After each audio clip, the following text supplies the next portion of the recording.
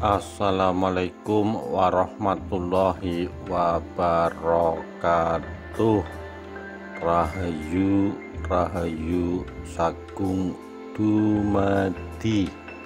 Kesaktian Menak Jinggo bagian 5. Wangsit Ratu Kencana Wungu.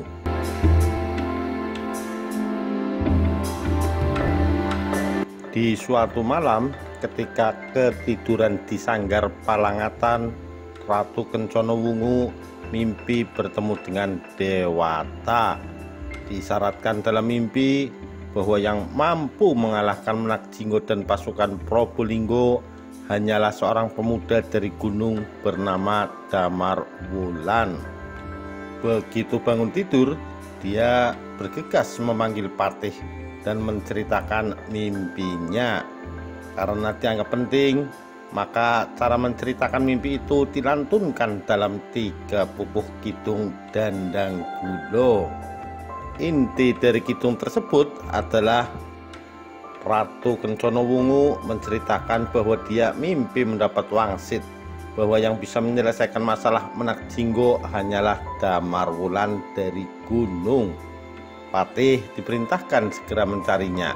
Patih menjawab bahwa orang yang dimaksudkan sudah berada di Kepatihan, menjadi menantu Patih, menikahi anaknya yang bernama Anjasmoro.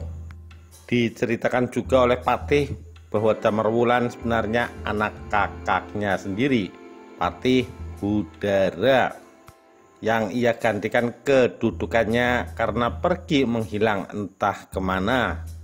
Kencana Wungu makin semangat dan minta agar Damarwulan segera dihadapkan kepadanya.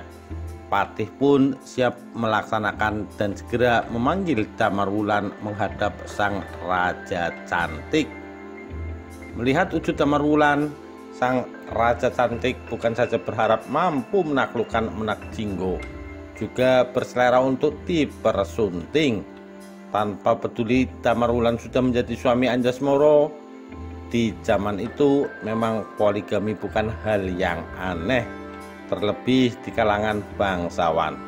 Oleh karena itu dibisikkanlah kepada Damarwulan, yang intinya pulanglah segera dengan membawa kepala Menak Jinggo dan kawinilah aku.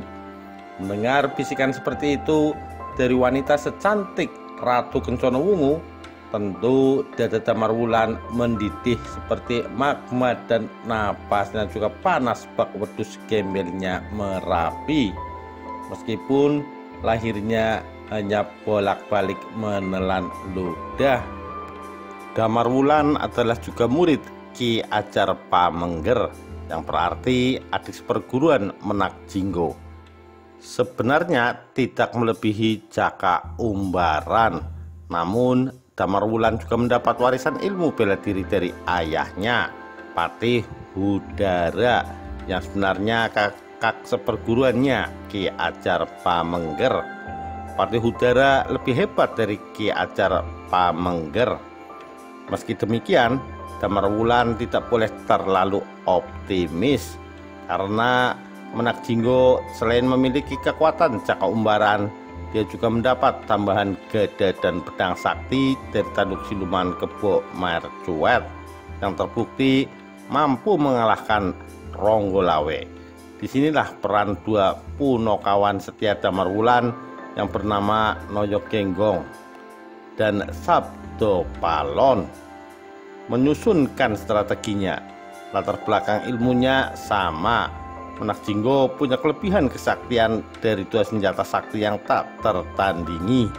Damarwulan juga punya kelebihan yang tak tertandingi, yaitu kegantengannya. Maka kelebihan itu harus digunakan sebaik-baiknya. Demikianlah pemikiran strategis para punokawan yang cerdas itu. Dinasihatinya Damarwulan untuk menyusup ke Taman Kaputren Probolinggo agar bertemu istri Menak Jinggo. Bisa dipastikan 2 wanita cantik itu akan jatuh hati kepada Damarwulan, mengingat sudah belasan tahun hanya melayani orang cacat dan buruk rupa. Dengan jatuhnya para istri Menak Jinggo ke pangkuan Damarwulan, tentu saja rahasia kelemahan Menak Jinggo mudah diinventarisir dan bila perlu senjata rahasianya dicopet.